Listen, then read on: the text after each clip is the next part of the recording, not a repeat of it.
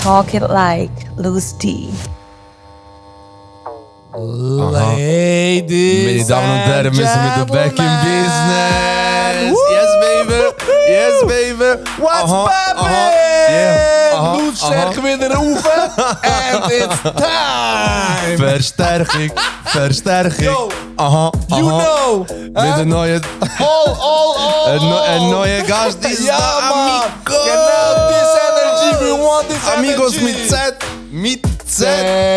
Thank you. Der Aargauer Boy ist da. Hello. Welcome. Auf da habe ich mich schon die ganze Zeit gefreut, Mann. Also ich hoffe, du bleibst jetzt auch noch einen Moment, dass du wieder gehst. Das wäre Mein Highlight ist, glaube ich, auch schon durch. Schade. Willkommen, Finanz Fabio. Danke für die Einladung. Der Finanzfabio. Yes. Eigentlich fangen wir immer genau gleich an, bei jedem. Ich finde das so gut. Aber so anders. ich habe mal in meinem Umfeld am Anfang gefragt, ich hätte irgendeine Frage für den Finanzfabio. Oh shit. Und dann hat mich jemand einfach gefragt, ja, heisst der Finanzfabio wirklich Finanzfabio? Ich habe mal pauschal ja gesagt. Muss ich es jetzt beantworten? Das ist okay. Du kannst dich vorstellen, gell? Aber ich heiße wirklich Fabio. Das stimmt. Das ist vielleicht. Wenigstens der, okay. Ja, voll. Gut, wenn wir gerade dran sind, wir fangen echt eigentlich immer genau gleich an mit dem Intro, wo wir zwar wie wilde, Ja. von den Bienen gestochene Junge Wir sind sind. auf da gekommen. Wir sind beide Bananen und beide nicken Aber ab. er hat schon so ein Lachen drauf, wenn er die Tür aufmacht. Von dem her. Voll Ja. authentisch. Also, weißt du, Bibi, ich so- mag's authentisch. Ich bin voll. voll gespielt, der ist authentisch. Das ist nicht fake. Hast du es durchgesagt, ja. Okay. Hey, wer bist du? Was machst du, Fabio? Ja, gute Frage. Ja, mein richtiger Name, Fabio Markesin. Lenzburger, 36 mittlerweile auch schon ausgebildeter Finanzplaner. Bin seit ich die Lehre gemacht habe in der Finanzbranche tätig und habe immer gefunden, meint ihr das ernst? Ja, und dann bei der letzten Weiterbildung, die ich gemacht habe, habe ich gefunden, hey, das Zeug ist so kompliziert, jetzt bin ich seit, weiss auch nicht, 15 Jahren in der Branche, liest das Zeug 20 Mal, checks immer noch nicht, wenn es mir so geht, weil ja doch schon einen Fachausweis hat, wie soll das ein Laie verstehen? Und Ja. ich bin mir ziemlich sicher, ich habe es herausgefunden, er soll es gar nie verstehen, weil mit Unwissen von Kunden verdienst du halt immer noch extrem viel Geld in der Finanzbranche. Okay. Ja, und dann bin ich in der Ferien gewesen und habe Rich Dad Poor Dad gelesen und habe gefunden, ey, Gott, verdammt, genau so sind Finanzen. von ihm. Es ist verdammt gut, Mega, gell? Es ist mega mega gut. Und dachte, aber so einfach, simpel, mit praktischen Beispielen, blöd Genau. gesagt, musst du es eigentlich können machen. Und ja, dann habe ich dort gerade digitale Nomadin kennengelernt, als ich mit den Jungs in der Ferien war. Und die haben gesagt, ja, dann starte ich einen Blog, wenn du das auch kannst. Und ich so, du, keine Ahnung von Webseiten und so. Und sie gesagt, ja, ich mache dir eine. Und dann haben wir die erste Finanzfabio-Webseite gemacht und ich habe genau gewusst, wie man Blogs aufladen und that's it. Mittlerweile ist würde ich sagen, rein Schweizer ist auch der grösste Finanzkanal, den es gibt. Podcast ist einer der grössten von der Schweiz anyway. Natürlich auch im Finanzbereich, aber wenn wir jetzt die Medienhäuser alle weglassen, gehöre ich glaube ich auch schon zu Top 5. Wow. Ja. Schätze jetzt mal, weil es Einfach so ein Wild Guess. Ja, so ein Wild Guess, wo man so durch die Blumen bestätigt wird. Also das heisst, wie lange machst du das genau? Finanzfabio? Ja. 5 Jahre und 4 Monate. Ah, nice. Und den Podcast habe ich, das ist das 4. Jahr, also 3 volle Jahre durch, jetzt im 4. Jahr. Wie hast du gestartet? Wie hast du bist du auch Videos aufgenommen oder was hast du gemacht? Hey, nein, ich kann hast du die ganze Geschichte hören? Muss ich Huren ausholen? Ja, wir wollen die Podcast-Tipps. Ja, Wir sind- voll. Okay. Also wo ist das Finanzfabio oder Podcast-Geschichte? Ist Nein, eigentlich, wo du viral gegangen bist, weißt, mit diesen Videos, wo du vielleicht Interviews gedreht hast und so. Weißt, Aha. die Ideen gekommen sind. Das ist einfach alles gewachsen. Also wirklich, als ich mit dem Blog gestartet habe, ich habe mir nichts dabei überlegt. Wirklich nichts. Ich habe wirklich nur helfen und das Zeug ein bisschen einfach erklären. Und dann ist irgendwie, aber nach 2 Wochen, wo der Blog online war, ist 20 Minuten auf mich zugekommen. Oh. Ah, nach 2 Wochen schon? Ja, gibt eben eine Vorgeschichte. Wegen dem frage ich, willst du die ganze Geschichte hören? Ja, dann musst du auspacken. Ja, Also gut. Mögt ihr euch noch erinnern an Friday Magazine? Ja. Leider sind wir so alt und Eben siehst du. Die haben mal einen Aufruf gemacht und ich habe dort pendelt von Lenzburg nach Altstedt, ich habe es gehasst. Und die haben mal einen Aufruf gemacht von hey, für was geben Schweizer ihr das Geld aus? Mhm. Und weil ich ja ein bisschen einen Knall habe mit Finanzen, ich dachte, hey, mega spannend, da mache ich mit. Und der Auftrag war eigentlich, du eine Woche lang aufschreiben, für was dass du dein Geld ausgibst und du am Schluss quasi eine Story darüber schreiben, weißt du. So. Ja. Und dann hast du noch ein bisschen Daten angeben, was du verdienst, was du Miete zahlst, jenes Pipapo. Dann habe ich das gemacht. Und wilde Phase in meinem Leben, solo unterwegs und das Zeug aufgeschrieben gehabt. Und dann irgendwie haben wir gerade noch am Tag vor der Deadline haben wir ein Stadtfest gehabt. Vor oben Aarau, kennt ihr den? Das ist nicht Badenfahrt, das ist etwas anderes. Nein, aber da kommt wirklich alle Leute von Aarau und Umgebung und die dort arbeiten, stürzen einfach miteinander ab am Donnerstagabend. Ja. Das heisst, ich leicht verkatert am nächsten Tag ins Geschäft und habe irgendwie am 9 Uhr Deadline gehabt und habe das irgendwie um 8:30 noch schnell eingereicht gehabt. Ja. 9:45 läutet sie mir an und dachte, hey, ich habe jetzt gerade den Dings gelesen, ich so müssen lachen. Ich habe es der ganzen Redaktion geschickt, alle so müssen lachen. Und dann haben sie gesagt, hey, frag den mal, ob der mit Finanzen zu tun hat, so wie er darüber schreibt. Ja, also, ja, ich sage Finanzplaner und so. Dann hat sie gesagt, ja, ist gut. Und dann irgendwie hat sie gesagt, ja, wir starten dann gerade mit dem Artikel. Und dann ist dann irgendwie 2-3 Wochen später ist dann der an einem Freitag online gegangen. Ja. Bin ich auch wieder im Ausgang gewesen. Das ist so lustig, sie hat meinen Namen geändert. Sie haben mich dann Philipp genannt in dem Artikel.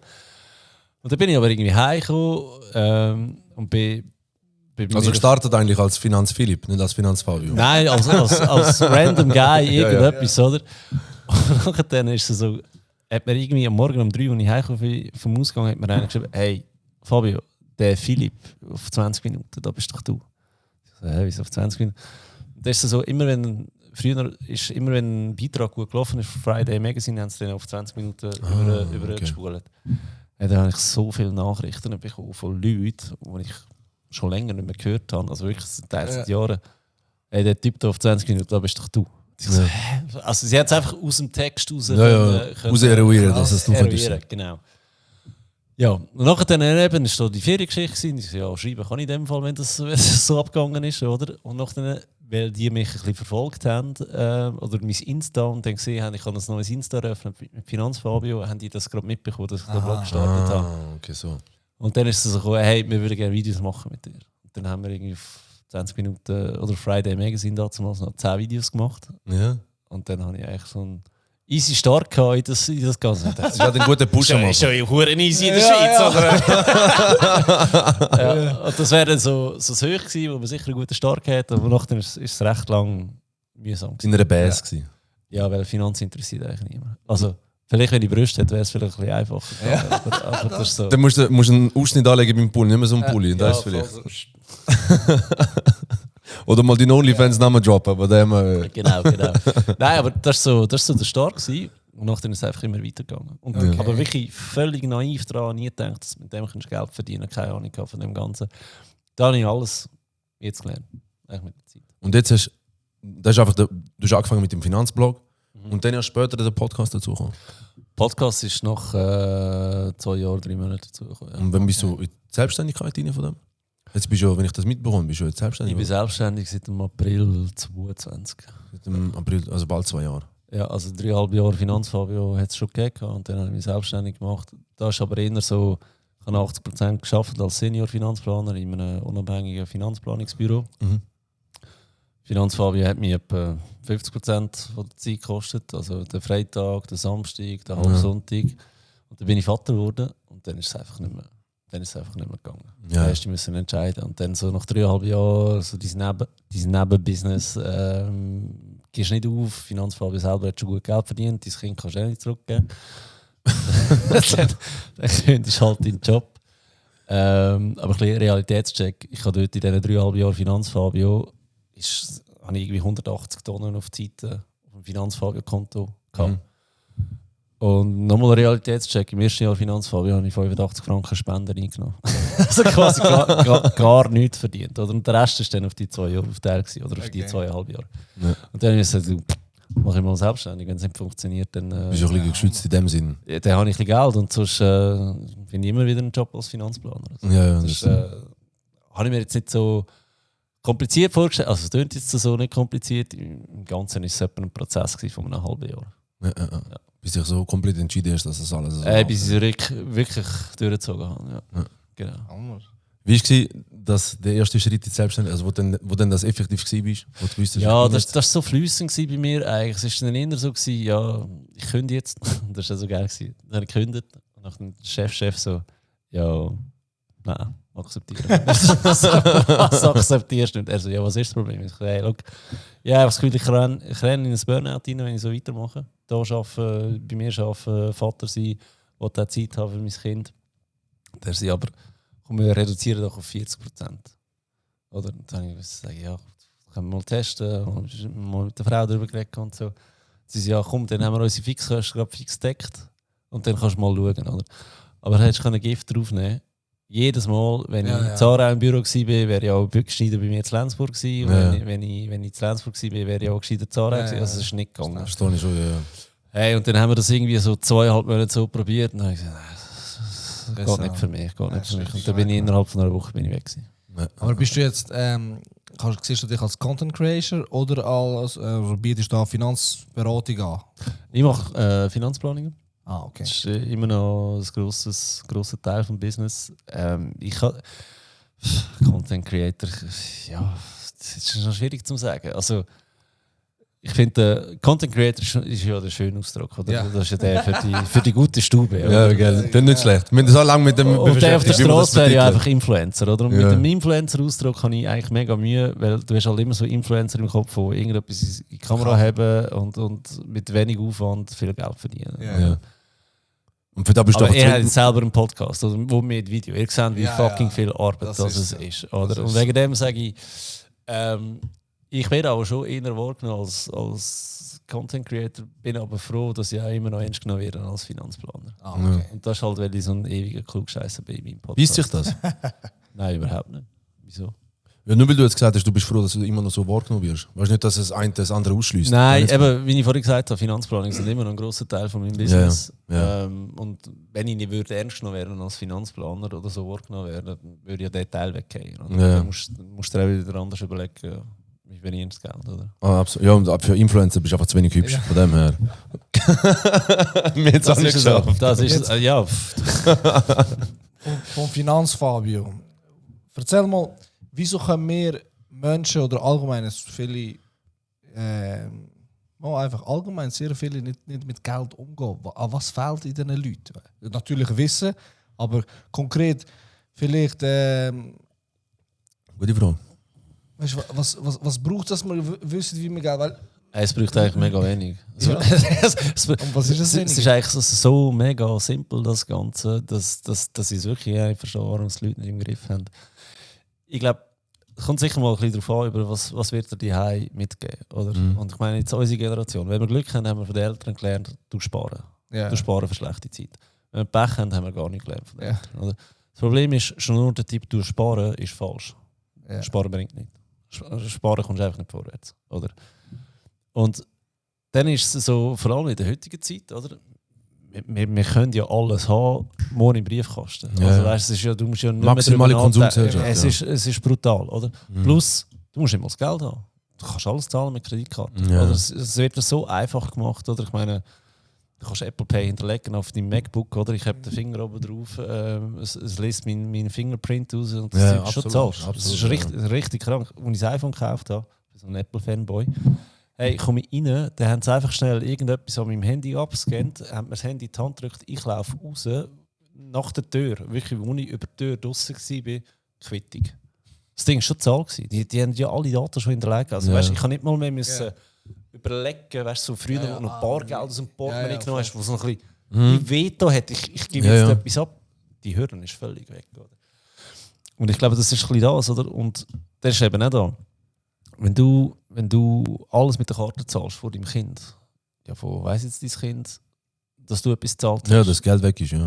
Oder, also es ist ja völlig nicht mehr da. Oder wegen dem Tipp an alle, redet am Esstisch mit euren Partnerin, mit eurem Partner über Geld. Redet, was für Rechnungen reingekommen sind. Redet, wie viel das ihr diesen Monat verdient habt. Redet, was die Ferien kostet. Redet darüber, wie ihr das finanzieren. Also wirklich, redet so viel Geld am Tisch. Macht das so natürlich, wie es nur möglich ist. Weil das ist das andere in der Schweiz. In der Schweiz redet man nicht. Das ist ein Tabuthema, ja. Genau. Erzählt Wieso? mir nicht, was man verdient, Wieso? ja. Also, geht es mir schlechter, wenn ihr mehr verdient als ich? Geht es mir Ich hoffe besser, mal nicht, wenn ich ja. mehr Vermögen habe als ihr zwei? Nein, überhaupt nicht. Es geht, also weißt, es, Ja, ist ich sehe den Punkt, absolut, ja. es sagt überhaupt nichts aus. Oder? Und wie ich jetzt viral gegangen bin, ist ja die Strassenumfrage, wie viel Geld hast du auf dem Bank? Ja, Ja, ja. genau. Das, Hey, wie viele Leute Wie lange hast du ist es gegangen, bis mal jemand geantwortet hat? ja, ich glaube, der erste war relativ easy gewesen. Ich glaube, der erste, den ich gefragt habe, gerade gemacht. Und ich dachte, easy! Und nachher ist die härtere Welt gekommen. Also ich und mein Videograf, wir turnen sicher etwa 4 Stunden in Zürich bis wir 10 bis 14 Leute vor der Kamera haben. Ah, was? Und wir sind Hardcore, gell? Wir fragen bam, bam, bam, bam. Es ist nicht so, wir fragen einen und nachher müssen wir uns eine halbe Stunde erholen, dass wir dann Ja, ja. wieder fragen. Wir geben wirklich einen durch. Das ist mega krass. Ja. Glaube ja. Aber das Geile ist ja, die Frage sagt absolut nichts aus. Kannst du auch lügen in dem Sinn? So. Erstens kannst du lügen, zweitens, wie viel Geld hast du? Ich meine, ich habe auf meinem Bankkonto, keine Ahnung, 16'000 Stutz oder so. Ja. Das sagt null über mein Absolut, Vermögen aus. absolut, Oder? Also, ja. weißt, und dann, Ja, dann ist es genau. so, aber die Leute zerstören sich in den Kommentaren. Das finde ich aber auch so geil, oder? Es ist so, einer, der wenig Geld hat, von einem anderen gehört, dass er wenig Geld auf dem Konto hat, ist so, boah, ich bin nicht der Einzige. Ja. Oder? Einer, der viel Geld hat, schreibt ihm einem 34-Jährigen, der irgendwie 4'000 Stutz auf dem Konto hat, Alter, wie kannst du so durchs Leben gehen? Ich habe Ja. Angst, ich habe Panik. Oder? Ja. Aber gut für den Algorithmus. Schlussendlich. Algorithmus liebt es. Das Spiel hast du durchgespielt. Das ist durchgespielt. Aber die Frage ist wirklich einfach nur futzdumm. Sie sagt Ja, null aus über Absolut, Finanzen. ja, Sie absolut. sagt genauso wenig aus, wie wenn einer mit dem Porsche vorzufahren kommt. Was weißt du? Ja, ja. Er fährt einen Porsche. Du weißt nicht, ob es geleast ist, du weißt nicht, ob es gezahlt ist. Wenn es gezahlt ist, weißt du nur, dass er 140'000 Stutz weniger auf dem Konto hat, als er noch letzte Woche gehabt hat. Sonst weißt du absolut nichts. Ja, über safe, Finanzen, ja. oder? Und ich glaube, das ist so ein bisschen etwas, wo heute in dieser Social Media Scheinwelt einfach untergeht. Ich meine, sind wir ehrlich, was posten wir, wenn wir in der Ferien sind? Ja, wenn die Leute aber anschauen, einfach ihre Insta-Wall, dann muss ich sagen, hey, ich Leute, muss geht's dem voll Arbeitgeber scheisse, ja. arbeiten, weil der hat irgendwie 70 Tage Ferien Ja. im Jahr. Wie funktioniert das? Weißt du, oder? schlussendlich ist ja genau auch das, warum wir das jetzt so mit dem Podcast bei uns machen. Weißt du, auch so ein bisschen, Instagram zeigt alles, die schönen Momente, alles, wenn du erfolgreich bist, wenn alles läuft. Genau. Und der Weg dorthin, das ist so ein bisschen das, wo. Es zeigt eben nicht wirklich den Erfolg, es zeigt eben nur da, wo du watchst, zeigen. Ja, oder? eben, das, schlussendlich. das ist mega schön, oder? Ich meine, ich bekomme am meisten Kommentare über, wenn ich Story auflade, ey, sollst du deine Frise wieder mal machen? Es ist Sonntag, ist mir doch scheißegal, wie meine Haare sind. Ja, Ich muss dir absolut. gerade etwas sagen, los, was ich sage, nicht meine Ja. Auskennen, oder? Aber ja. Wir haben doch letztes Mal genau über das unterhalten. Ja, schon mehrmals jetzt, ja. Das ist schon ein paar Mal, weißt du, dass wir geben uns extrem Mühe, dass da Leute können, die irgendetwas Spannendes erzählen können, dass wir auch Inhalt haben in dem Content, den wir produzieren als Content Creator. Mehrwert willst du generieren? Genau. Eben, wir möchten den Mehrwert generieren und die Videos, die am viralsten gehen, sind einfach, wenn irgendeinen Scheiß erzählt. Weißt du, wenn. So eine Ja, Topic-Geschichte. logisch. Und dann, Aber das ist bei mir genau das gleiche mit Eben, den ja. Strassenumfragen, oder? Also, Ja, genau. es ist so eine Hassliebe. Ich denke so, hey, jetzt habe ich so wirklich geilen, hochwertigen Content, es sieht gut aus, ich sage etwas Schlaues, bringt dir etwas fürs das Leben. niemand. Aber nein, was der andere auf dem Bankkonto hat, oder das, was du jetzt sehen. Ja, ja. Aber das ist halt da. Wir sind auf Social Media für Unterhaltung genau. und nicht direkt zum etwas lernen. Ja. Oder? Vielleicht holst du ein paar Leute ab damit, aber. Ja, logisch. Ich meine, wenn ich Glück habe, dann bleiben es hängen auf meinem Insta-Profil und wenn ich noch mehr Glück habe, dann klicken sie auf den Aber- Podcast. Aber heutzutage ist es doch mehr, finde ich jetzt zum Beispiel, wenn ich Wissen will holen, wie funktioniert etwas jetzt in meinem Bereich, ich kann viel auf Insta schauen, weil es gibt sehr viele Content Creator, die auf Instagram auch unterwegs sind, aber YouTube ist jetzt nicht mehr so. Früher habe ich alles über YouTube aufgesucht. Ja, das stimmt. Ich bin schon ja. ein Jetzt, YouTuber. heutzutage. Verstehe ich den Punkt. Hast du YouTube Premium? Nein. Ich Wegen kann das dem für machst du viel. das nicht. Das ist zu viel Werbung. Hast du YouTube Premium? Ey. Nein, früher habe ich sehr viel. Ich habe gelernt, wie eine Kamera bedienen, von Anfang an durch YouTube und die YouTube-Videos. Aber jetzt, so die Ey, kurzen seit ich YouTube Videos. Premium habe, ich habe sicher Schon, 20 Stunden mehr in der Woche auf YouTube. Einfach die das- scheiß das- Werbung. Ich Ja, schaue ich schau im Fall kein Netflix mehr seitdem. Dass du YouTube Premium hast? Ja. Wer keine Werbung mehr muss schauen? Ja, auf Dings, ja. ich schaue einerseits sowieso nicht so viel Film und Serie und so. Ich bin eigentlich mehr der Sporttyp. Aber YouTube Premium ist Next Level. Ja, voll. Dann nimmt alles auseinander. Wenn ihr mich gerade überzeugt, oder was? Ja, ich komme noch, gang über den Link, den ich dir nachher schicke, dann komme ich noch 4% über. Und Affiliate-Provision von YouTube. Ja, stell dir vor, dann ist erreicht, wenn du das anbringst über Das YouTube. bringst du. Dann bist du ein Riesenziel, ein Riesen-G. Ja, Hey, ja. was sind denn deine Ziele mit Finanz, Fabio? Eben, es hat so Ziele gestartet und jetzt ist es eigentlich... Aber darum ist es so spannend, wenn es einfach gekommen ist. Irgendwie. Hey, es ist für mich einfach das Werkzeug jetzt kommt der Spruch, zur finanziellen Freiheit. Ja. Ich mache Finanzfabio definitiv so lange, bis ich ausgesorgt habe oder bis es mich selber anschießt. Ja. Also wenn es keinen Spaß mehr macht, höre ich auf und wenn ich vorher finanziell frei werde, umso besser. Ja. Aber die Aussage, ist die vielleicht ist es schon gekommen, aber die kommt sicher, stellt sich vielleicht auch viele Fragen. Was würdest du, jetzt, also frech gesagt, was würdest du mir über Finanzen sagen, wenn du noch nicht das erreicht hast, Millionen und so? Weißt du nicht, wie viele Millionen dass ich muss brauchen, dass ich finanziell frei bin? Das ist schon, Das ist relativ einfach. Die Frage stellen sich, ich höre das sehr viel, weil ich habe vorher auch in einem Brokerunternehmen Marketing geleitet, also für sie Marketing gemacht und sehr viel immer die Aussagen gehört. Ja. Du, ich glaube, die mich verfolgen, die wissen, mir geht es gut. Also, so einfach gesagt. Nein, es ist, weißt, Finanzen muss ja so sehen. Wir haben die Schweiz und wir haben gewisse Grundlagen. Wir haben unser 3-Säulen-System. Ja. AV kannst du nicht machen, oder? Ja. PK, Pensionskasse, könntest du schon mal etwas machen, oder? Dritte Säule ist eine gute Geschichte, du musst nur mal wissen, wie. Oder? Ja. Dann haben wir aber noch das Steuergesetz. Also musst du wissen, wie man eine Steuererklärung ausfüllt. Die meisten können nicht mal eine Steuererklärung ausfüllen, oder? Dann investieren in der Schweiz funktioniert leider Gottes anders als in Deutschland und in den USA. Immobilien in der Schweiz funktionieren auch anders. Und jetzt, Geld begleitet uns jeden Tag. Wir stehen auf und wir gehen arbeiten, damit wir Geld verdienen. Nachher zahlen wir Rechnungen, oder?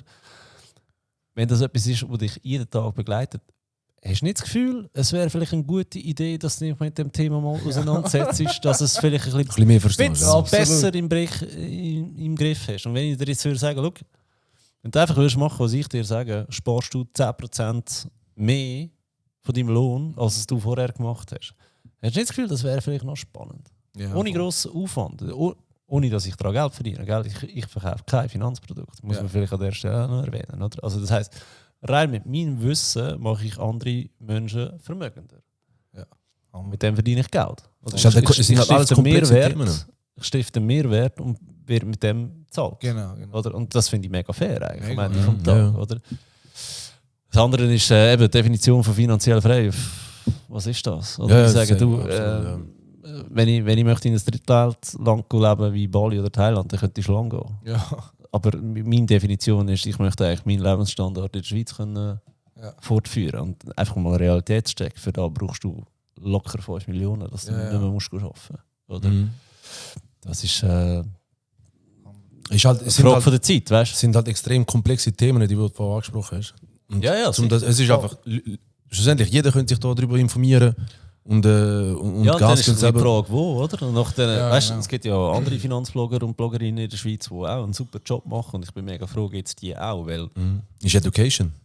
ist Education plus, weißt, bei mir ist die Einstiegshürde vielleicht ein bisschen höher, weil es wirklich vertiefter ist und so weiter. Andere holen die mehr auf der freundschaftlichen Ebene ab, oder? Ich bin da sehr pragmatisch, oder? Ich bin da sehr, sehr zahlenorientiert und sage, schau, es ist einfach so, Punkt.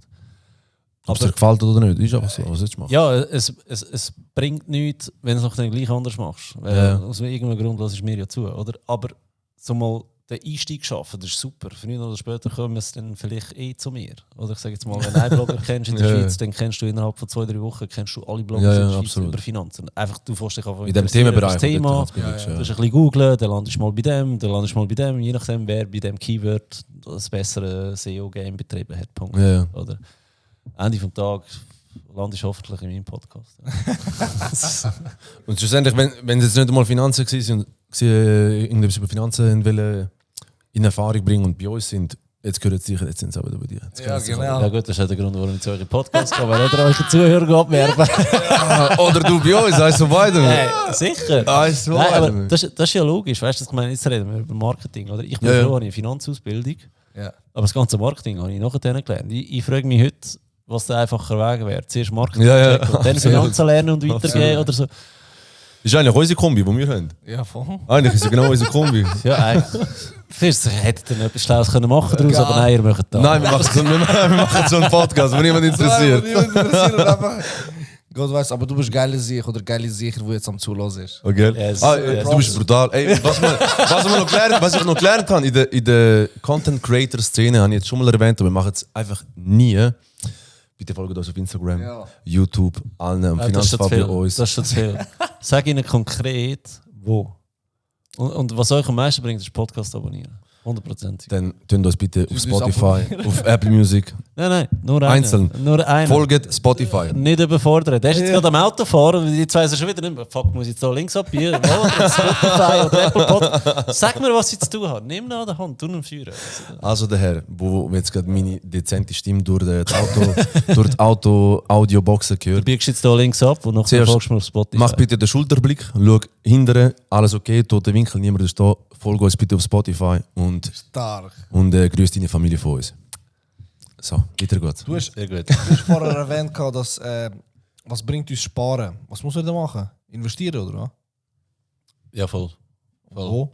Erzähl uns mal den brutalsten Tipp, wo ich gerade nachher kann am PC investieren kann. Nein, wir fangen ein bisschen früher an. Finanzen automatisieren finde ich immer geil. Das ist mal so das Prinzip. Umso weniger du mit Finanzen zu tun hast, umso besser funktioniert es. Wenn es einfach läuft. Fehlerquote vergiss es. klein machen. Genau. Und das andere ist, bezahle dich zuerst.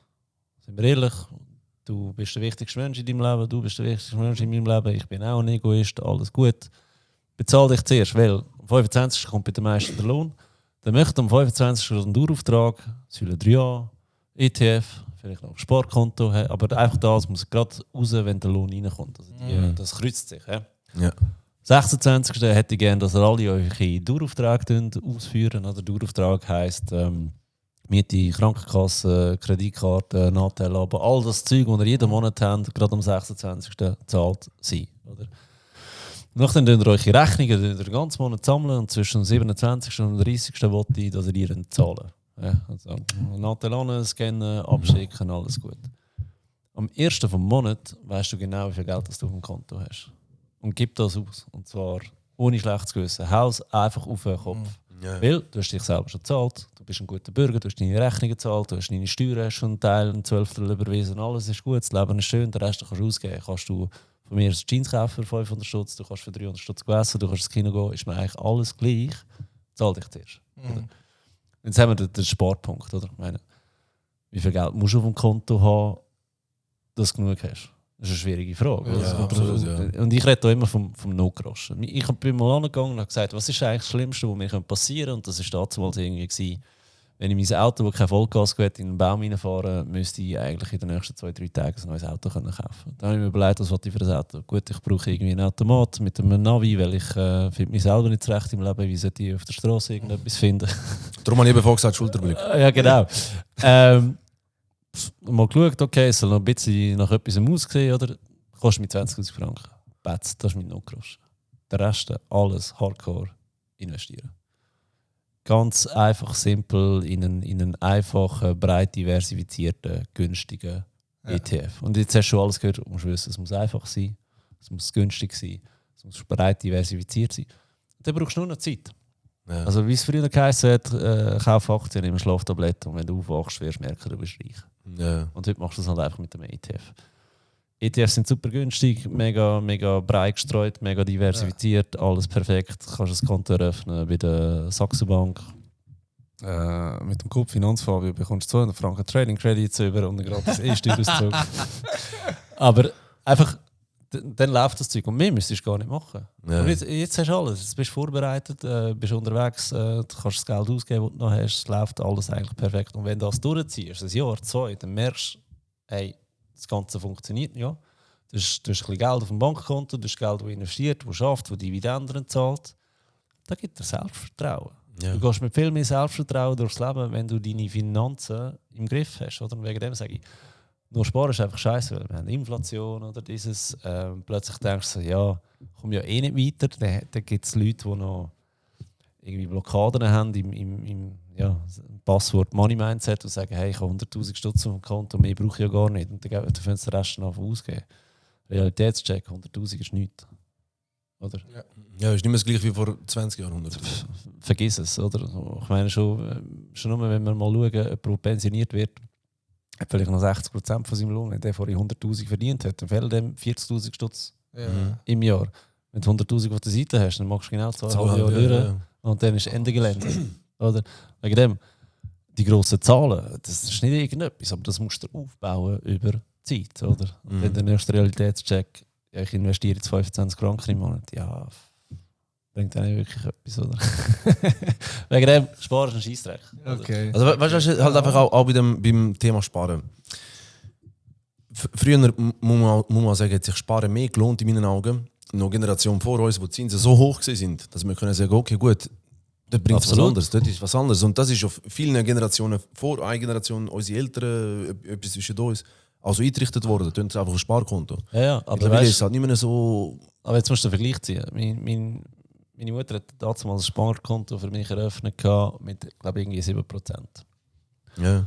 Meine Eltern haben aber eine Phase gehabt, wo sie 8% Zinsen gezahlt haben. Ja, über die Karte. Ja, also weißt du, das ist immer da. Umso mehr Zwei sind Zinsen du eingeschränkt, abdrückst ja, für sicher, irgendetwas, ja, umso schon. mehr lohnt sich das Sparen sonst, weil du halt einfach die Zinserträge hast und die Inflation ist eine andere und das und jenes.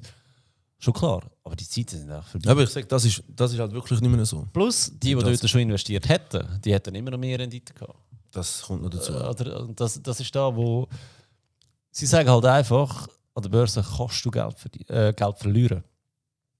Ja, auf dem Bankkonto ist es eine Garantie, dass du Geld verlierst. Aber es geht schleichend, es geht kontrollierter. Oder du merkst es gar nicht. Ich meine, an der Börse, ja, ein scheiß Jahr hast du 30% weg. Das passiert nicht auf dem Sparkonto. Auf dem Sparkonto hast du immer so 1-2%, die du verlierst, ohne dass es du gross merkst. Oder?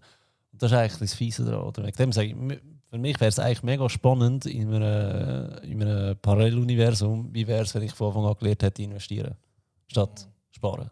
Ja. Wie weit wäre ich heute? Wenn ich die paar Jahre noch extra reingeholt hätte. Oder?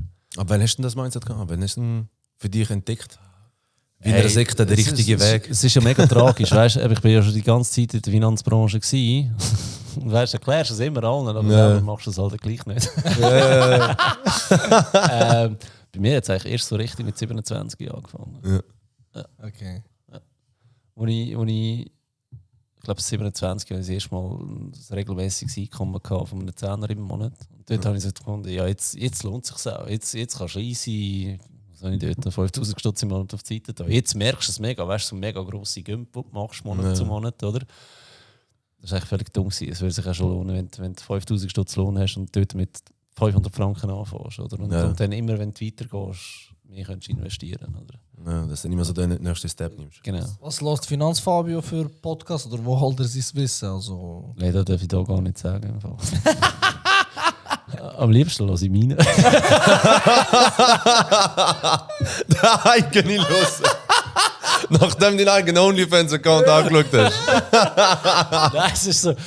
Ich meine, ihr wisst ja nicht mehr von dem, wo wir hier geredet haben. Da geht es euch aber nicht so. Ja, absolut. Und nachher ist es aber so, ey, shit, was haben wir überhaupt alles geredet gehabt? Und dann muss ich den nochmal hören, oder? Einfach so, dass ich ein bisschen drin bin. Weil ich bin so fokussiert beim Aufnehmen, dass ich auch gar nicht checke, was wir alles wirklich reden. Nein, Boah, da fühle ich jetzt gerade voll, absolut. Wenn das so voll Mühe ist, zum einen Satz richtig machen. Gell, es ist so intensiv mit dem huren Ding vor dem Maul, oder? Ja. Mit dem Kopfhörer, du bist so voll im Tunnel innen, Ja, oder? absolut. Und nachher dann nimmst du es ganz anders auf, das Gespräch, oder? Ja. Nein, da gibt's schon ein paar. Mit welchem wollen wir anfangen? «Mach dein Ding» Podcast von Nico Vogt, mega gut. Tim Gellhausen, Copywriter, mega gut. «In Good Company». Das ist, Dänemark hat ein geiles Vorsorgesystem, die investieren, quasi unsere AV investieren die Vollgas in Aktien. Okay. Und der Staatsfonds hat einen Podcast, der heißt «In Good Company», was ja zwei Sachen bedeutet, oder? In guter Gesellschaft Ja, gut gesagt, ja. oder in einer guten Firma. Und weil sie halt investiert sind in die Firmen, und dann hat er so krasse, der CEO von Coca-Cola. Und dann droppt er einfach so, ja, also Dänemark gehört 1% von Coca-Cola. Dann überlegst du das mal und denkst so, pff, das ist ja mein Plan. Und ich finde das mega geil, dass der Bürger sieht, in was sein Geld investiert wird. Ja, Hey, dass es so transparent ist. erstens das und dass er ein bisschen merkt, okay, investieren ist cool. Und dass er auch die Firmen sieht, wo sein Geld investiert. Ich meine, bei uns bei der AV sind wir jetzt am Rumbrüllen, ob wir eine 13. Rente zahlen wollen, die wir uns nicht leisten können. Ja. Kollege, gehen euch das Geld investieren, müssen wir nicht länger arbeiten und dann würde vielleicht auch noch eine 13. Rente drin liegen. Aber nein, wir Schweizer wieder Angst vor dem Investieren. Wir haben es auf dem Sparbüchlein. Wir haben seine Obligationen drin. Also, ja. Und das ist sicher ein mega cooler Podcast. Und so höre ich immer so ein bisschen auch querbeet, weißt du, wenn ich irgendwo einen Gast gesehen habe, den ich so geil finde, wo ich absolut, will, da gibt es noch einen Krypto-Podcast House of Satoshi, dann gibt es den Bitcoin-Podcast for Relay. Ja, so das Zeug. Viel Finanzen, viel Marketing ist bei mir. Ja, das tun wir noch. Es fehlt mir. Gell? Da ist einer ist voll vergessen. Ich weiß es nicht will. Ich habe jetzt gedacht, es ist schon schlimm genug, wenn ich Werbung für meine mache. Wenn ich jetzt euch noch extra drauf auflöpfe, oder Hurenschein. Ah, du hast unseren gemeint? Aha, ich habe gar nicht gewusst, was das du redest. Nein. Ein witziger Funfact noch wegen Coca-Cola. Ich habe letztes Jahr einfach gesehen, dass der Warren Buffett hat so gesagt, ja, wie viel Dividende er durch Cola bekommt. Und dann sagt er einfach bei dem, der im Podcast war oder mit dem, der ein Interview hatte, sagt einfach so, ja, die Lohnzahlung vom CEO von Coca-Cola ist auch öffentlich. Also du verdienst einfach mehr als der CEO von Coca-Cola als die Stelle von der Investor. Das ist auch ein Mic-Drop-Moment. Also weißt du, es ist so 1-2-0 hinten dran. Ja, das ist nicht so knapp, sondern nein. ist nur, wenn es dir so vor Augen halt ist es nochmal intensiver. Sag's immer wieder, mit Arbeiten verdienst du kein Geld. Darum machen wir es jetzt nicht. Der CEO von Coca-Cola, oder wer hat gesagt? Der Warren Buffett ist einer der berühmtesten Investoren. Aber wer ist der von Coca-Cola? Was hast du gesagt? Der CEO? Ja, der Warren Buffett verdient mit Dividenden, also mit den Auszahlungen, mit den Ausschüttungen von der Aktien, verdient er mehr als der CEO von Coca-Cola selber. Verdient der CEO? Ja, das weiß ich nicht. Dachte, wahrscheinlich schon mehr als ein oder andere Butterbrötchen im Monat, würde ich jetzt mal frech behaupten. So. Wenn jetzt mal ja, aber es ist übel, ja. Ja. Was Dividenden ausmachen können. Ey, aber wenn jetzt das so, du hast jetzt gesagt, ein Teil ist Fabio, wo du Finanzplanung und so machst, ein Teil, das Content Creator von deiner Zeit. Was machst du denn lieber? Content. Wirklich? Ja. Interessant, weil das hat also, ich überlege wirklich jeden Tag, wie könntest du Geld verdienen. Das ist ein Hobby von mir. Das ist einfach so. Ich glaube, ich schon mehr Ideen vergessen, wie man Geld verdienen kann, wie andere je können. Das ist einfach. Gerade vorher hat er uns ja das gesagt, oder? Wegen dem Podcast, und gesagt, ja, das müssen wir machen. Ja, voll. Nein, und das ist so. Ich bin eingeladen worden im November nach Zypern als grösstes Finanzinfluencer-Festival von Europa. Nein. Ich habe nicht mal gewusst, dass es da geht. Das ist sehr lang gegangen, bis ich das realisiert habe, was du jetzt genau gesagt hast. Ohne Scheiß, ich bin im Notfall gelegen und ich das Mail bekommen habe und lese das. Und ich so, die werden mich verarschen, das ist Infekt, das ist irgendein Scam. Weißt du, du hast sicher bist eingeladen, aber musst 500 Franken überweisen. Via Bitcoin und so, ja. Und dann haben sie aber aufgeführt, wer alles dort ist. Und der eine ist einer der grössten Finanz-YouTuber von Deutschland. Der Kolja Barkan, Aktien im Kopf. Ja. Und mit dem schreibe ich ab und zu. Und dann habe ich ihm geschrieben, du Kolja, ist das echt? Und er so, ja, ich bin dort. Ich dachte, nein, dort. Easy, ich habe mich dort angemeldet, bin dort rüber. Und dann siehst du so, also ich meine, ich kann mich ja in der Schweiz schlecht mit irgendjemandem austauschen, weil es gibt einfach zu wenig Leute, die mit dem Geld verdienen in der Schweiz. Yeah. Und dort hast du einfach 140 Leute, die genau da machen aus Europa. Und dann kannst du dich mit denen austauschen, was die für Business mega spannend, ja. Es war so crazy spannend gewesen. Und dann, das war schon gewesen? Das war im November. Okay. Das war so gut gewesen. Also für mich, mir hat es mega Schub gegeben wieder nach denen. Ja, und dann ist halt so, ja, du überlegst dir immer, wie kannst du Geld verdienen? Verdienst du jetzt als Planer einfacher mehr Geld oder als Content Creator? Ja. Dann musst du einfach sagen, als Planer bist du relativ eingeschränkt. Ich meine, ich könnte meine Preise erhöhen, bis es irgendwann so weh tut, dass die keiner mehr buchen, aber das ist irgendwie auch scheiße. Unschön, ja. Oder du lässt dir als Creator irgendwie einfallen, wie dein Content mehr kannst monetarisieren. Und das ist oft der einfache Weg, sage ich, um mehr Geld zu verdienen. Ja, wegen dem am liebsten überleg mir, wie verdienst du Geld, und dann ist es halt da, wo du eine Antwort findest, dort investierst du mehr Zeit. Ja, verstehe ich absolut. Macht das Sinn. Also Die Frage haben wir genau auch mal am Ding gestellt, am Shane, bei den Wisdom Blends. Edgar Katz. Ah ja, voll. Und der Ja. hat auch gesagt, Er hat genau das Gleiche gesagt. Der hat ja früher Haare geschnitten, oder macht er immer noch. Und dann hat er auch gesagt, also, mittlerweile macht mir das viel mehr Spaß. Ja. Das ist eigentlich nicht genau die gleiche Antwort, aber Aber verlangt er etwas für den Haarschnitt, wenn einer vor die Kamera kommt, oder ist es dir Ja. geschenkt? Ah schon, er wird auch Also, zahlt für manchmal den. schon, manchmal, das weiß ich nicht. so genau. Aber er hat schon bei ihm. Da wäre jetzt mal eine gute Frage gewesen. 70, 80. Also mittlerweile er hat gesagt, Stutz für den Haarschnitt? Ja. Ich glaube im Mai oder im Juni macht er den eigenen Laden jetzt auf, irgendwo in Solothurn. Der hat noch gar keinen eigenen Laden. Nein, der ist Nein, ja noch voll der ist ja noch angestellt crazy, der ist angestellt gewesen. Okay. Also angestellt gewesen. Vielleicht immer noch, ich weiß jetzt nicht auswendig, aber er ist angestellt gewesen, wo er das Zeug immer gemacht hat. Das ist eigentlich wie ein Okay. Meeting auf dem Platz. Hey, der könnte ein riesen Franchise aufbauen. Macht Siehst du, jetzt den ersten Schritt. Also Ja. jetzt geht es in einen Laden auf. Ja, geil. Jetzt tut er auf YouTube noch. Ja, macht YouTube-Videos Contents. und so, ja, voll. Ja. Ja, das ist also etwas. Ich habe auch angefangen, eben meine Podcasts aufzuzeichnen und auf YouTube aufzuladen. Und jetzt mache ich es schon ein bisschen. Da dachte ich so am Anfang, da wirst du nie Geld verdienen in der Schweiz. Oder? Jetzt habe ich wirklich fast verschrocken. Gestern das erste Mal gesehen, irgendwie über 20 Stutz an einem Tag. Schon? Und dann denke ich so. Also weißt du, ich habe irgendwie 4000 Followers, YouTube-Subscribers, also nicht viel, aber ich denke so, es sind einfach 20 Stutz. Und vor allem für nur 4000, weißt du, wenn du dann so machst, Ja, weißt du, wenn die Leute aber viel an einem haben. Tag, gell? Ja. Weißt du, ich meine, wenn du das hochrechnest, sind es dann Ja. auch wieder 600 Stutz, wenn sie jeden Tag so würden Ja. laufen, oder geht es dir auch schon wieder gut, oder? Also, Ja. ich meine so, das ist ja da, nie Freude an kleinen Beträgen verlieren. Ja, Das ist absolut. An die kleinen Sachen Ey, machen sie aus im Leben. Beste. Nicht? Genau. Habe ich mir sagen lassen. Ja. Ist dann, wie war für dich der Switch gewesen? Vielleicht noch etwas, nicht, dass ich mich falsch verstanden habe. Es geht mir überhaupt nicht darum, nur ums Geld verdienen, aber für mich ist das Geld verdienen halt der Maßstab, ob meine Idee funktioniert hat. Ich kann sie nur an dem messen. Weißt du, Ja, ob die Idee ja. gut Sehe ich, oder ja, ja, erfolgreich sehe ich, ist, ja. oder messe ich daran, wie viel Geld das ich mitverdiene. Es geht mir nicht ums Geld, es geht darum, ob meine Idee umsetzbar, praktikabel, ob die wirklich gut war. Oder? Ja. Aber es ist halt der einzige Maßstab, den du da hast. Oder? Ja. Eigentlich geht gut, wenn du das jetzt so sagst. Auf meine nächste Frage, wo hört der Fabio auf und wo fängt der Finanzfabio an? Ist das da eine Grenze bei dir oder ist das... Das ist eine mega gute Frage. Ich würde schon, muss schon zugeben, ich definiere mich schon recht über Finanz, Fabio. Aber das Problem ist, ich bin als Kind schon, habe ich über Geld geredet. Ich habe zum Beispiel gemeint, alle alten Menschen sind reich.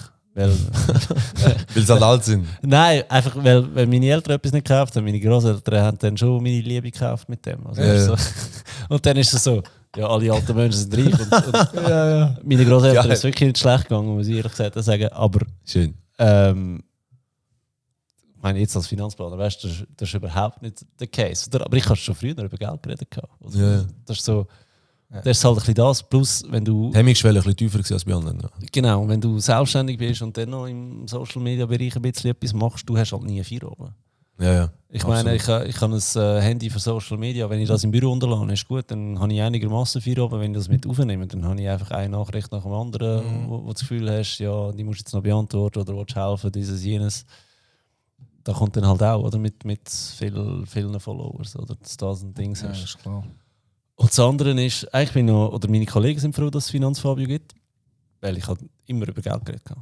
Ja. Also es hat schon geheißen, Das hat schon der Fabio ist da, jetzt reden wir über Geld. Und seit ich Finanzfabio habe, muss ich mit denen nicht mehr über Geld reden, kann ich genug andere Leute und die sind alle froh. Also von dem her, ja, es ist halt ein bisschen das. Ja. Plus mein Büro ist im gleichen Gebäude, wo ich wohne, also es ist so, Ja. es ist recht fließender Übergang. Ja. Wie bist du und dein Umfeld damit umgegangen, dass du öffentlich bekannter bist? Weißt du, das berühmt ist ein grosses Wort, aber dass man Ich dich glaube, kennt. die mich vorher schon kennt haben, die belächeln es immer noch. Mhm. Die finden es immer noch lustig. Also, Ja. so, es wird nicht wirklich ernst genommen, das ist voll okay. Die anderen kennen die halt einfach nicht mehr so. Ja. Ja. Das ist halt was anderes, ja. Ja, das ist voll etwas anderes. Ja. Aber vielleicht auch, als ich mich selbstständig gemacht habe, die sich selbstständig machen, erzählen es nicht zu vielen Leuten, weil die meisten Leute in der Schweiz sagen, ja nein, aber das ist so ein guter Job und so ein guter Arbeitsweg und so ein gutes Einkommen und alles so sicher und so. Das Schlimmste war mein Vater. Ich habe ihm nicht mal gesagt, dass ich gekündigt habe. Ja. Ich bin dann einfach im Büro gewesen, und wenn er mich einmal gesehen hat, du musst nicht auffahren. Ich so, nein, Homeoffice. Und dann bin ich Ich habe eine Diskussion aus dem Weg gekommen. ja, nach 2 Wochen ist er gekommen. du schaffst überhaupt nicht. Ich so, nein, ich bin gekündigt, jetzt selbstständig. Ja, aber nein, wir gehen nicht darüber diskutieren. Ist schon Du hast schon passiert. Ist schon erledigt. Ich sehe nicht voll deinen Weg, wie du das gemacht hast. Verstehe ich. 10 Tage nicht mit mir geredet. Und nachher ist er wieder gut gewesen. Und jetzt ist er mega stolz drauf. Weißt, jetzt kommt er immer auf, hey, wie viele Followers hast du jetzt? Also sagt er dir immer noch, ey, ciao Fabio, oder sagt er dir, ey, Finanz Fabio? So weit dann schon nicht. Seid eben noch Junge. Ja. Aber auch witzig, ich habe das Gefühl, jede Person, die da war, hat, glaube ich, Beef mit den Eltern gehabt. Für das, was er macht. Ja, Praktisch jede Ja, Person aber immer gesagt. Ich verstehe es ja schon. Ich meine, Eltern, die machen alles für ihr Kind. Ja, ja. Schauen, dass du durch die Schule gehst, Ja, schauen, ja, dass du gute absolut. Noten hast und dann schmeißt du es einfach an, du undankbarer Saugo. Aber heute sind sie mega happy, weißt du? Also, weißt, weil sie halt den Erfolg sehen, oder? Das ist so. Und das ist vielleicht das andere. In der Schweiz Erfolg sieht man mega gerne, Misserfolg ist mega schlimm. Ja, Also weißt du, dann hast du versagt. Ich sage immer, ja, ich habe es probiert. ja. Das ist einfach eine andere Sicht. Wie Ja, Ganz andere genau. Perspektive. genau das Gleiche, oder? Ich meine, in Amerika wirst du ja nicht ernst genommen als Unternehmer, wenn du zuerst mal 5-mal auf die Fresse geflogen Ja, bist. voll. Oder? Ja. Und da in der Schweiz heisst, du hast Es muss versagt. direkt klappen, ja. Es ist, ja, weißt du, wie schwierig ist es? Weißt du, Ja. wie viel musst du dich auseinandersetzen? Und dann Ja. noch der ganze administrative, behördliche Scheiß hinter AV-Abrechnung, SVA, dieses, jenes. Ja. Musst du die Versicherung haben, musst du das machen. Genau. Es ist mega viel, oder? Plus, ich meine, eben, wir reden hier über Influencer. Ein Influencer bringt das Produkt raus, du schmeißt ihm das Geld hinterher. Wenn Ja. ein Kollege eine Firma aufmacht, das erste, was du fragst, ist Rabatt. Ja, Ja. Zahlt er sich extra, damit er kann starten Ja, voll. Also, Ja. weißt du, so das Unterstützt Thema, Support, ey, ja. voll, ey. Weißt du, wie viel bei mir kommen mit so, ja, ich bin ein Startup, Bro. Kannst du so, ja, Bro, ich bin auch erst seit 1,5 Jahren. Ja. ich bin auch ein Start-up. Ja, Also, weißt du, so, was ich ja. meine? Das ist wohl auch etwas, was ich gelernt Aber habe ja, bei Kundenselektion. Ja. Also, schon nur, ich habe früher immer, weißt du, wenn ich über etwas geschrieben habe, habe ich immer den Medianlohn in der Schweiz genommen, 6'800 Franken. Dann hast du Anfragen bekommen von Leuten, die 6'800 Franken verdienen. Die haben das Problem, du bist zu teuer. Oder ich bin zu teuer für dich. Habe ich angefangen über den Henry zu schreiben, High Earner Not Rich Yet. Ja. Also so 120'000 oder 100'000 aufwärts im Jahr. Ganz andere Anfrage. Es ist so krass, wie du deine Kundenselektion kannst steuern, nur mit deinem Content. Ja. Oder wegen dem einfach ein anderes Auftreten als Startups nicht mehr kommen. Das ist sehr gut gesagt, ja, voll. Ja, was halt auch gerade bei Kundenselektion, was halt auch ein mega mächtiges Wort ist oder ein Wort ist, wo viele Leute auch davon Angst haben, einfach Nein sagen. Weißt du, ablehnen, wenn so irgendetwas kommt. Ich finde, das muss man schon lernen. Es ist nicht gerade direkt so, du willst ja am Anfang ja alles immer machen. Voll. Wenn das irgendwann mal ein bisschen dienst und einfach für dich selber, ey, nein, es geht nicht.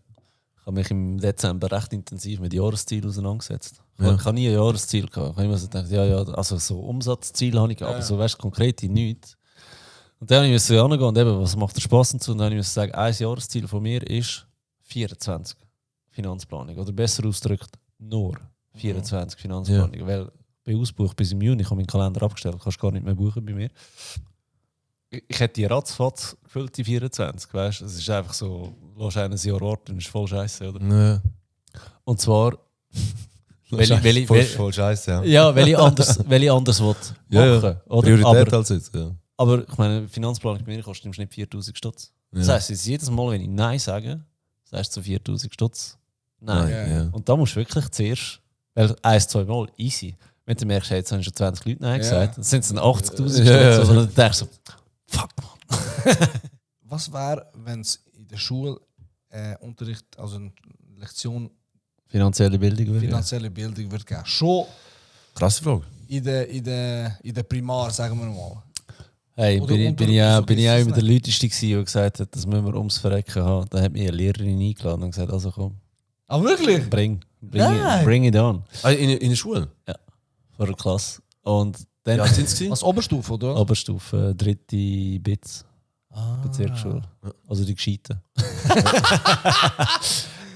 Und nachher dann ist aber wirklich so, du bist so dort und hast irgendwie die Aula voll gehabt, gell? Also wirklich richtig viel Schüler. Und du erzählst, oder? Und denkst, du bist mega charmant und lustig. Und es kommt einfach kein Feedback zurück. Es ist so. Ja, weil sie auch keine Ahnung haben. Nicht? Das Problem ist, sie haben kein Geld. Es geht nicht darum, dass sie keine Aha. Ahnung haben. Darum interessiert sie nicht. Darum interessiert es sie nicht. Was willst du? Weißt du, ich habe mit ihnen so Sachen mega herzig. Fragst sie mal, ja, was haben Sie das Gefühl, was kostet eine Wohnung Miete? Sorry, was gesagt? Dritte Witz, was sind die 15? So. Ja, also- 15. Dort tun wir okay. Ja. Nur, dass wir verstehen. Dann fragst du so, ja, was kostet eine Wohnungsmiete für einen 2,5er? Ich nehme jetzt extra einen 2,5er, weil wenn ihr eine Lehre macht und aus der Lehre kommt, das ist vielleicht die erste Wohnung, die ihr euch leisten könnt, oder? Hey, da hörst du Sachen von 400 Franken bis 5000 Franken für einen 2,5er. In ihrer Region, also Bruck ist das gewesen, oder? Keine Ahnung. Oder? Dann fragst du, ja, was kostet der Mercedes? Ja, neu 6000 Stunden. Das ist irgendwie so 80. Einfach null, sind einfach damit null Bezug zu dieser ganzen Geschichte. Oder? Und dann gehst du mal an und erklärst ihnen, schaut, wenn ihr aus der Lehre kommt, der Durchschnittslohn der ist irgendwie bei 4000 bis 4500 Franken. Ja. Eine Regel ist, wenn ihr die erste Wohnung bezieht, die sollte nicht mehr als 1/3 von eurem Lohn kosten. Da gibt es aber noch den Unterschied zwischen Bruttolohn und Nettolohn. So das kleine Eselsbrock. Bruttolohn ist brutal viel. Nettolohn ist nicht so viel.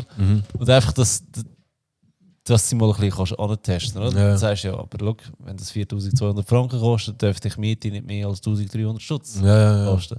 Da ist aber noch kein Internet daheim, ist noch kein Netflix daheim und so. Weißt, Es muss bei den 1,4 bleiben, ja. so diese Sachen, oder? Check es nicht. Also weißt, das ist so wie zu weit weg. Wegen dem habe ich das Gefühl, Schule ist definitiv zu früh. Was vielleicht in der Schule könntest anfangen, ist ein bisschen Basic Wirtschaftsverständnis und vielleicht Budget. Dass man das einfach so ein bisschen oberflächlich mal miteinander anschaut. Dass wir das ein bisschen, aber mit ihnen wollen über Investieren reden und unser Vorsorgesystem, ich glaube, das geht nicht. Wo ich es aber als Fach mega gerne hätte, wäre dann wirklich schon in der Lehre. So Wenn du schon ein bisschen weiter bist und Geld selber verdienst. Wenn du Geld verdienst, dort habe ich das Gefühl, würde es am meisten Sinn machen. Ja. Ich finde vor allem, was auch etwas Schönes wäre, wenn so ein Grundwissen im Steuersystem auch ein bisschen vorhanden wäre. Also weißt du, mit selber Absolut. Steuererklärung, dass man so ein bisschen weiss, was nur schon Hey, das ist manchmal, wenn mit Leuten dich unterhaltest und die... Ich habe einen Online-Kurs, wie du mit der Steuererklärung selber ausfüllen, kostet 97 Stutz, also Ja. günstig. Der verkauft sich jeden Tag. Einfach. Du merkst immer... Das ist auch ein Januar- Video von dir, oder? Ja, das ist aufgezeichnet. Januar bis März wird der einfach gekauft, weil dann solltest du deine Steuererklärung einreichen im März, oder? Nachher passiert wieder lange nichts mehr und dann merkst du im September wird er wieder verkauft. Ja. Und dann ist ja so Deadline, zum so Einreichen, maximale oder? Deadline. Ja, Genau. Und dann merkst du immer so, den habe ich für den Aargau und für Zürich. Und die können auch den Aargau nehmen. Aber das ist einfach so, die Leute kaufen das, die brauchen das, weil sie einfach keine Ahnung haben, wie das ganze Ding funktioniert. Oder? Und ich meine, ich bin ja froh, ich verdiene mit dem Geld. Aber ganz ehrlich, hock einfach mal an und lese, was dort steht. Schlussendlich, es ist ja nur da lesen. Lies wirklich, was dich das Programm fragt. Ja. That's it. Vor allem, wenn, Du weißt, kannst vor allem, nichts wenn, jetzt nicht, falsch wenn, machen. wenn jetzt nicht mega gross selbstständig bist, viele Firmen, viele Liegenschaften, wenn du selber nur Der durch das 0815 Auto... Dude, easy. Ja, Wirklich mega. easy. Macht das. Ich meine, mein Kurs ist wirklich, ich gehe Kästchen für Kästchen durch, lese es vor und erkläre, was gemeint ist mit dem. Ja, Aber mit gesundem Menschenverstand bringst du das an. ja. Also, das ist nicht die beste Werbung jetzt für meinen Kurs. Aber einfach nur zu sagen, der Bedarf ist eigentlich riesig, Ja. aber es braucht gar nicht so viel. Aber die Leute haben so Steuern. Angst, Was haben sie ja. da? Von den Eltern. Ich muss schon wieder Steuererklärung ausfüllen, dieses, jenes. Das heisst, du gehst dem voll mit Freude an die Steuererklärung an. Als Vorbild für deine Kinder. Ja, logisch. Yes, mega, Willst du- Steuererklärung machen! Wolltest du ja wissen, was gelaufen ist letztes Jahr? Was wirklich, das ist die Realität, oder? Da siehst du, ob deine Idee funktioniert hat. Aber weißt du, da muss ich ja sagen, Gemeinde müsste doch jedem sagen, hey, du bist 18 übrigens, das Jahr kostet es Geld, oder? Also einen Steuerkurs anbieten. In meiner Aufgabe ist das, also die Gemeinde will jetzt die Steuern von dem Kind. Also gang und go erklären, wie er eine Steuererklärung ausfüllt. Und dann vielleicht ein Hinweis, hey, in dem Jahr, wo du aus der Lehre kommst, zahlst du erstmal richtig Steuern. Und das Problem ist, es kommen dann auch gerade die provisorischen Steuern. Also die provisorischen Steuern sind hoch, aber die definitiven Steuern sind dann auch hoch. Und dann zahlst du in einem Jahr eigentlich 2-mal Steuern Ja. auf das erste Mal deinen richtigen Lohn. Absolut. Das ist die erste Schuldenfalle, die die meisten Kiddies haben, weil sie da Geld nicht auf der Seite haben. Weil sie einfach den ganzen Lohn verpulvern. Und nachher kommt plötzlich 2-mal eine Rechnung von 6'000 Franken, nicht nur eine ist, dann sind sie am Arsch. Ja. Und dann sagt der Mami, Papi, kannst du mir schnell 12'000 Stutz überweisen, ich zahle das dann zurück. Ja, wie? Deine Steuerrechnung kommt ja auch. Also weißt du so. Aber besser als einen Kredit aufnehmen. Ja. Ja, das ist so. Ja, du.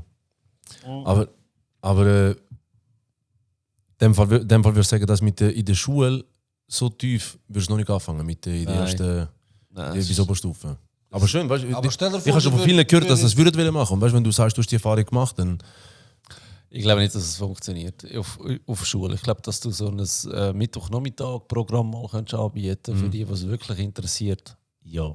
Als Schulfach nein. Aber also nicht so mega konkret. Basics ja, aber das andere nicht. Aber da gibt es noch ganz viele andere Sachen, die man müsste in der Ja, Schule haben. absolut. Social Media, gesunder Umgang mit Social Media oder gesunder Umgang, Ernährung und Sport. Oder glücklich sein. Wieso ist glücklich sein kein Fach? Weißt du, wenn glücklich, das ist eine Entscheidung. Deutsch das mal schnell aus.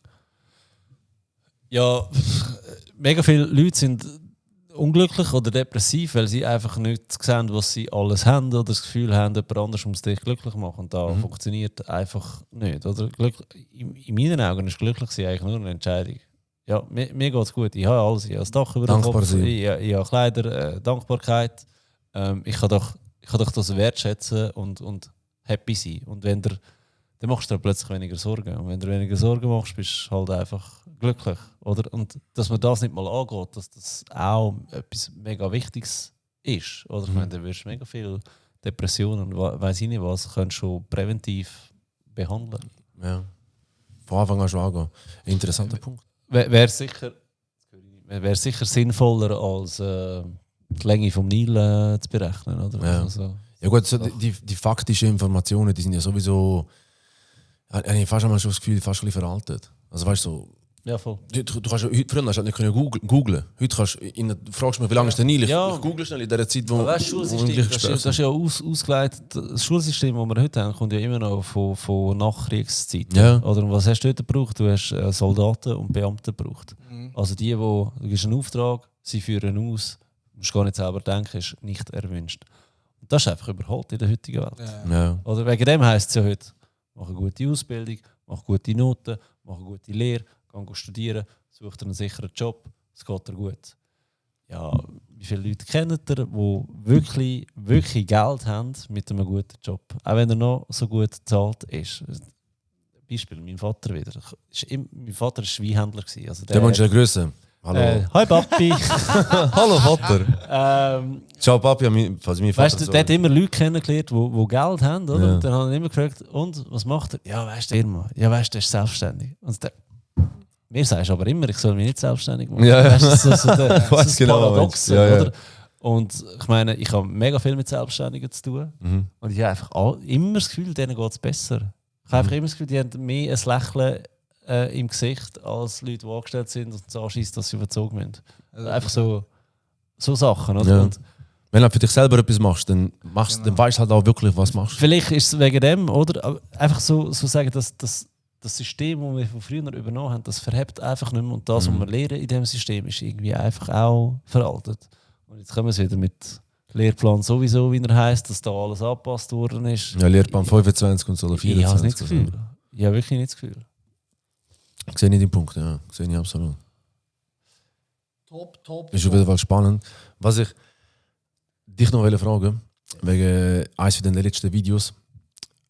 Und by the way, wir nehmen am Valentinstag auf. Das ist ja quasi ein Podcast, Date unter Podcast. Just a date. Hashtag no homo. Hashtag no homo. Was ich dich fragen will, beim letzten Video, das du gemacht hast, hast das Thema AHV mit der AHV 13 Rente thematisiert. Ist halt immer so ein bisschen, ist nicht genau das, was ich jetzt frage. Aber es geht halt immer so ein bisschen darum, AHV mit der riesen Lücke, was machen wir, Babyboomer sind jetzt, werden alle pensioniert und kein Kind mehr, die nachzahlen. Ja, hört auf Netflix. Nehmt den Fernseher aus dem Schlafzimmer. Nur noch Netflix und nicht mehr chillen, so quasi. Nur noch Netflix. Hast du dir irgendwas mal überlegt, wie man die Lücke schließen könnte? Was deine Überlegung ist? Weißt, Ja, absolut. Es sagen alle das Problem, aber niemand hat eine Lösung. Ja, das regt mich voll immer auf. Das finde ich ja ganz schlimm an Vorsorgeberater auf LinkedIn, die sagen, die AV geht nicht mehr, die Pensionskasse geht nicht mehr, du brauchst eine dritte Säule. Warum erzählt er da? Weil er am meisten Provision hat auf seiner scheiß dritten Säule. Nein, gibt verschiedene Ansätze. Ich habe mal einen Blogbeitrag geschrieben, mit ETF der AV retten. Und à la Dänemark. Oder? Jein, ähnlich. Dänemark tut einfach ihre AV schon investieren. Mein Ansatz fängt noch jemand anders an, und zwar, wenn das Kind auf die Welt kommt. Also schnell zum AV erklären, damit die Leute merken, warum es könnte Sinn machen, ist, die AV funktioniert im sogenannten Umlageverfahren. Das heisst, da wo wir 3 heute einzahlen, das kann unsere Großmutter morgen im Coop oder in der Migros ausgeben. Also es geht wirklich quer durch. Oder es geht aufs Konto und wird wieder weiterverteilt. Und das funktioniert, solange du mehr Leute hast, die einzahlen, als Leute, die das Geld ausgeben. Und wegen dem könnte man jetzt einfach mal in den Raum stellen, dass die AV ein Schneeballsystem ist. Und wenn die Leute immer älter werden und nicht sterben und immer mehr Renten verbrauchen und wir, eben weil wir zu viel Netflix und nicht mehr Kinder machen, produzieren, einfach kein Geld mehr reinkommt, dann geht das System irgendwann nicht mehr auf. Und für da musst du kein Harry Hirsch sein. Für da musst du nur einen Taschenrechner bedienen. Oder? Politik verschläft. Weil ich meine, wenn du gewählt wirst in den Nationalrat oder weiss ich nicht was, verdienst du über 100'000 Stutz, oder? 4 Jahre lang hast du super Nebeneinkommen. Du willst wieder gewählt werden und gewählt wirst halt nicht mit der unbequemen Wahrheit, oder? Das heisst, die machen auch nichts. Plus, ich bin mir ziemlich sicher, dass die meisten Politiker unser Vorsorgesystem überhaupt nicht im Ansatz verstehen, wie es funktioniert, oder? Aber wenn jetzt wirklich, und jetzt, wie finanzieren wir unsere AV? Jeder, der in dem Jahr, wo er 18 wird, hat AV-Abzüge auf seinem Lohn. Oder? Und das könnt ihr nachschauen, das sind um die 11%. Relativ einfach. Jetzt kannst du dir mal überlegen. Eine maximale AV-Rente ist irgendwie 29'200 Franken. Oder? Das heisst, wenn du einen Abzug hast von 11%, wo irgendwie gespart wird, oder von 10%, um es einfacher zu rechnen, müsste ja einer 292'000 Franken im Jahr finanzieren, damit er eine AV-Rente finanzieren kann. Ich kenne nicht so viele Leute, die 292'000 Franken im Jahr verdienen, ehrlich gesagt. Du lebst auch in Aarau. Aber meine Strassenumfragen sind in Zürich, die zeigen ganz ein anderes Bild. Nein, ich verstehe den Punkt. Ja. Verstehst du? Absolut, ja. Okay, jetzt kannst du es aber runterbrechen und sagst, okay, wir brauchen irgendwie 4, 5, 6 Leute, damit das System so wie es ist, aufgeht. Ja. Aber wir haben das Verhältnis nicht mehr. Wir haben jetzt aktuell irgendwie 2 zu 1. Das heisst, es müsste jeder 185'000 Franken verdienen. Ich kenne auch sehr wenig Leute, die das wirklich machen. Ich kenne schon Leute, auch in Aarau und in Lenzburg, aber einfach zu wenig. Fühlt sich gerade schnell angegriffen. dass das würde aufgehen, oder? Und das heisst, es geht rein mathematisch nicht auf, oder? Ja. Plus, du musst immer denken, die Hälfte zahlst du, die Hälfte zahlt dein Arbeitgeber. Also für deinen Arbeitgeber ist ja das auch eine Belastung in den Ausgaben, dass jeden Monat zahlen für all seine Mitarbeiter. Ja. Und jetzt kommt mein Ansatz. Mein Ansatz ist, wenn ein Kind auf die Welt kommt, werden 15'000 Franken in einen ETF investiert. Und zwar in MSCI World, der macht im Schnitt 7,8%. Da müssen wir mit 7% rechnen, damit es einfacher ist. Jetzt kommt das Argument, ja, nicht alle Eltern haben 15'000 Franken, wenn ihr Kind auf die Welt kommt. Tipp von mir, machen keine Kinder, wenn ihr keine 15'000 Franken auf der Seite habt, weil Kinder sind scheiße teuer. Also wirklich, da kostet Geld, oder du musst Anschaffungen machen, und wenn du da nicht kannst leisten, vielleicht besser machst du noch kein Kind. Ich will nicht sagen, nur Reiche dürfen Kind machen, überhaupt nicht, aber einfach so, mit 15'000 Franken bist du ja nicht reich. Das ist für mich einfach so, als verantwortungsbewusste Eltern solltest du das auf der Seite haben. Habe ich mir überlegt, gut, wie könntest du das anders lösen? Also, wie wäre es, wenn der Staat 7'500 Franken zahlt, plus Arbeitgeber und von Mutter und Vater oder halt von dem, der arbeitet, zahlt entweder 3'750, also Vater und Mutter, oder? In der Regel arbeiten ja beide, bevor das Kind kommt. Dann hättest du die 15'000 Franken zusammen. Wenn du das Geld investieren 65 Jahre lang bei einer Rendite von 7%, kommst du auf 1,29 Millionen. Das ist 1,29 Millionen ab 65. Und jetzt kannst du überrechnen, okay, die AV-Rente ist 29'000 Franken, jetzt kannst du 1,29 Millionen durch 29'000 Franken rechnen und du kannst locker 40 Jahre von dem Geld leben. Das heisst, mit 65 plus 40 Jahren wärst du 105. In meinen Augen wären wir saniert. Also es würde aufgehen. Jetzt ist ja das andere, ja, wer sagt, dass wir das Geld nicht mehr investieren mit 65? Es könnte ja weiterlaufen. Ja. Oder? Ja, gesehen, ja. Oder du tust die 1,2 Millionen in einen dividendenstarken ETF investieren mit irgendwie 3-4% Dividende und du hättest die gezahlt und wirst dein Kapital eigentlich nie aufbauen. Also wir würden Wohlstand aufbauen für jeden Bürger, der ab dem Jahr, wo das eingeführt wird, auf die Welt kommt. Und das auch Staat pro Person die 7,5 kosten. Der Staat kostet 7,5 und das Geld ist aber der Arbeitgeber. Er sagt, okay, mein Risiko ist, dass ich einen einstelle, der 10 Kinder macht, dann kostet es mir im schlimmsten Fall 37'500 Franken. Ja.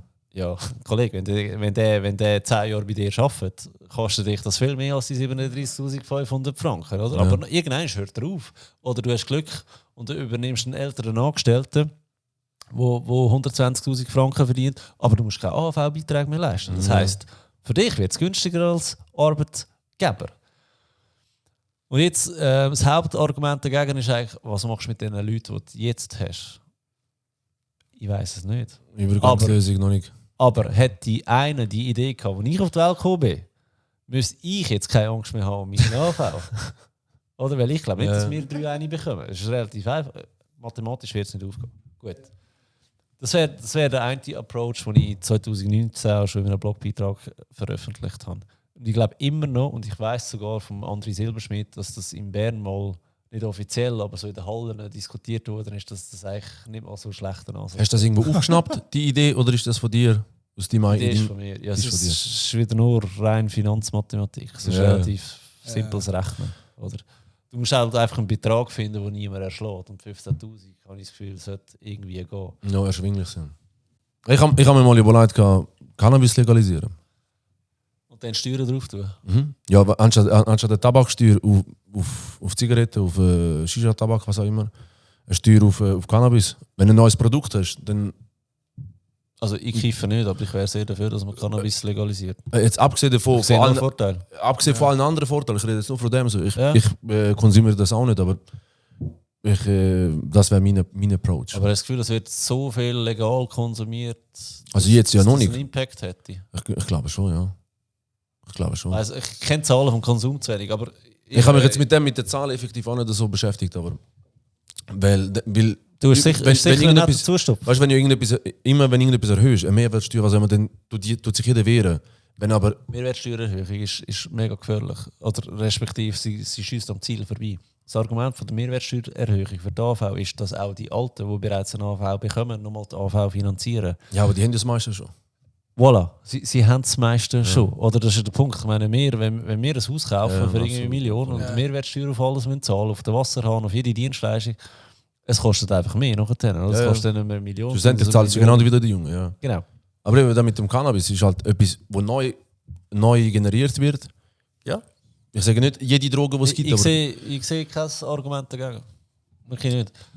ja. Ein anderer Punkt wäre aber, jetzt, wir haben ja aktuell Geld in der AV. Es ist nicht, dass sie jetzt pleite ist. Es ist, dass sie einfach in den nächsten 20 Jahren pleite geht. Von mir aus in den nächsten 30 Jahren. Aber jetzt haben wir 50 Milliarden da drin.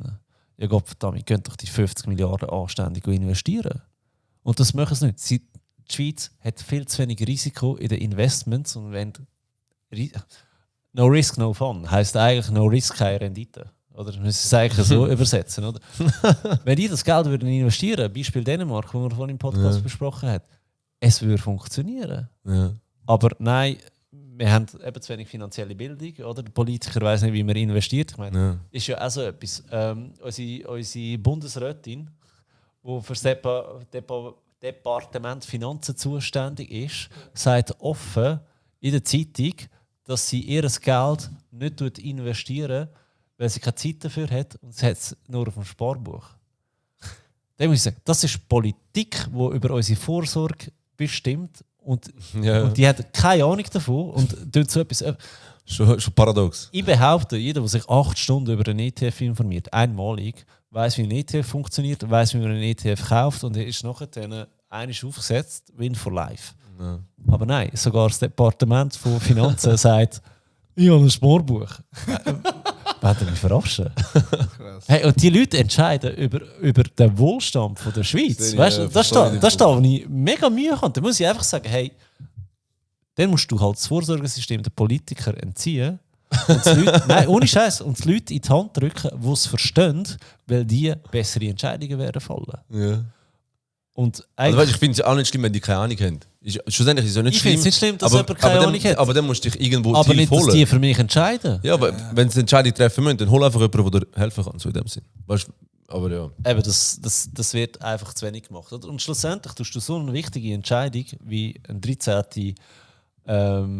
13. AV-Rente bringst du vor das Volk. Ich meine, so funktioniert die Schweiz, das ist ja alles gut. Aber die meisten checken ja nicht mal, wie das Zeug finanziert wird. Und es ist relativ einfach. Wenn du kein Geld mehr hast, kannst du kein Geld mehr ausgeben und sonst machst du Schulden. Wenn wir das als Schweiz. Ja. Eben, Ja. mein Ansatz, von Anfang an Geld investieren, löst das Problem nicht von uns. Bei uns ist es spät. Aber wir könnten die AV-Gelder sinnvoller investieren. Ja, eine Überlegung. Sehr interessant, sehr interessant. Ja, nice. Ich würde sagen, wir sind schon ein Moment dran. Ja, Hast du als Abschluss irgendwie einen Approach an die Leute? Hey, nein, aber du darfst Alle- eine Werbung machen für mich, weißt du? Selbstverständlich, alle Sektenmitglieder einfach. Einfach so, check, Ein check. nice Pulli, Finanz. Ey, weißt du, für einen schönen Pulli an? Aha! Nein, aber wo ich euch wirklich am meisten kann helfen kann, ist, wenn ihr einen Newsletter abonnieren. Weil dort bekommt ihr einmal Anfangs Monat eine Erinnerung über, was ihr mit euren Finanzen machen. Sei es Krankenkassenzusatzversicherungen künden, sei es Steuererklärung ausfüllen, sei es die Steuern zahlen. Einfach so eine Erinnerung einmal im Monat. Das und das müsst ihr diesen Monat machen. Riesen Mehrwert, gratis Newsletter, den am besten abonnieren. Also, los it, Oder den Finanzfabio-Podcast. Loset oder leset, was auch immer. absolut. Auf jeden Fall ein riesen Dank. Hat Spaß Sehr gemacht. gerne. Hat mega Spaß Mega mit euch gut zwei gewesen. gemacht. Es ist eine geile Kombo, die ihr hier habt. Sehr schön. Nice. Weiter Das so, weiter das freut uns. Das ist ein guter Approach. Danke vielmals. Ja, das ist. Aber du bist noch nicht ganz durch. Es ist noch nicht ganz durch. Es wird nochmal bounce. Es wird nochmal bounce. Thank you, Es wird Finanz bounce. Fabio! Hey, meine Damen und Herren, Amazing, danke euch vielmals, dass ihr thank zugelassen you, habt, thank you. zugeschaut habt. Das Folgt uns allen 3 überall auf allen Folgt Kanälen. auf Spotify, Nur abonniert Spotify, nur fertig. Spotify. Nur Spotify. Nichts anderes. Nichts Bis zum anderes. nächsten Und Mal. wenn euch diese Episode gefallen hat, schickt es an 2 Kollegen und 2 Kolleginnen, damit der Podcast exponentiell kann wachsen kann. Und zahlen euch Steuern. Ciao zusammen. Talk it like Louis D.